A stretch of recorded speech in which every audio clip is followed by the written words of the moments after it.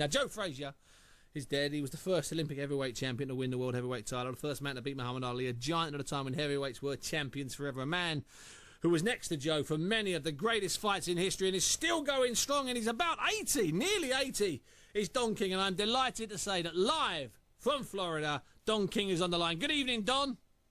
Steve, it's just great to be on with you, and I'm delighted to be here to talk to you about one of the greatest events that ever took place in boxing history is the Thriller in Manila. Yeah. Don, you know, if you... Joe Frazier is, he's left us now, but his house on earth, but he's in the spiritual house, but he leaves a legacy that is unparalleled. Don, when you were ringside out there in Manila, could you believe what was happening up in the ring? Did you have to pinch yourself to make sure it was real?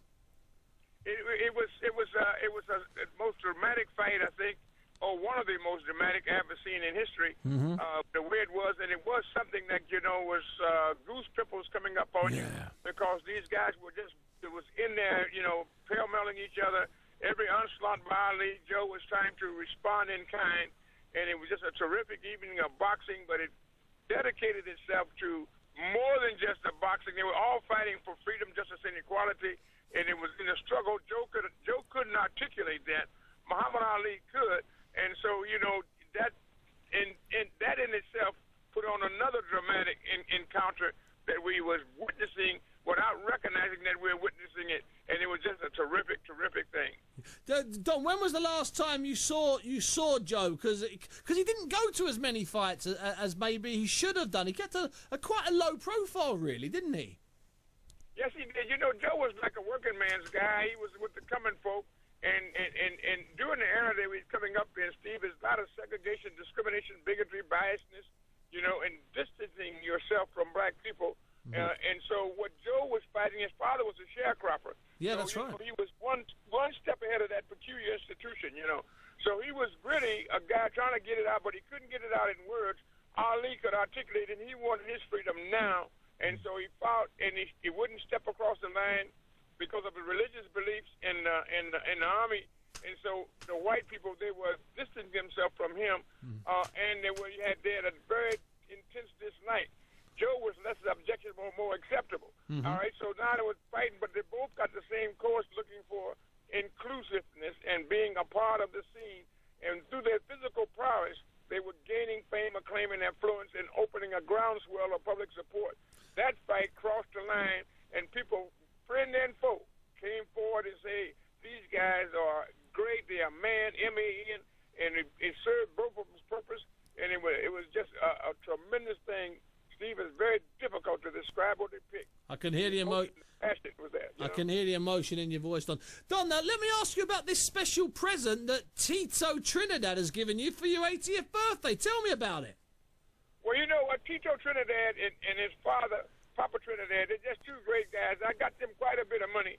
We hadn't checked up on the last situation, and so they decided that, they would just give me a gift, you know what I mean? And but since they couldn't be here, they wanted to be here at the celebration on Saturday night, but he had made a formal commitment to his two daughters, and he's taking them out on a boat somewhere. So they sent me this and told me, hey, man, we love you, and this is what it's all about. So I love them, too. Thank you, Tito. Thank you, Papa Trinidad. God bless you both. Viva Puerto Rico! Viva Puerto Rico! Now, Don, was that gift $500,000? Yes, it was. It's unbelievable, you know what I mean? And Steve, out of all the fighters, they never give me anything. They always got to fight, and they all say you robbed them. But Tito's giving it back. It was a refreshing breeze. It was a refreshing treat where a guy would come and give you something without saying you done robbed him. You know what, Don? It's always an absolute delight and a pleasure to have you on the show. So I'm going to let you get back to your celebrations, and thank you once again for joining us this evening. Steve Bunce, I tell you, man, it's just a pleasure. Long live the Queen. I'm just delighted because I look at the UK as a second home. If you speak Espanol, mi casa, su casa. So, Steve, it's just great for all the people in the UK and all of that. We want to say, I love you and God bless you. And let's keep on keeping it and doing it together.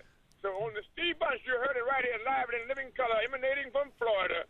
It was a sellout crowd, 200 and some countries plus, and characters witnessed the fight on Saturday night with Guillermo Jones and the Italian stallion Mike Marone. Yeah. It was a real good week all the way down the line.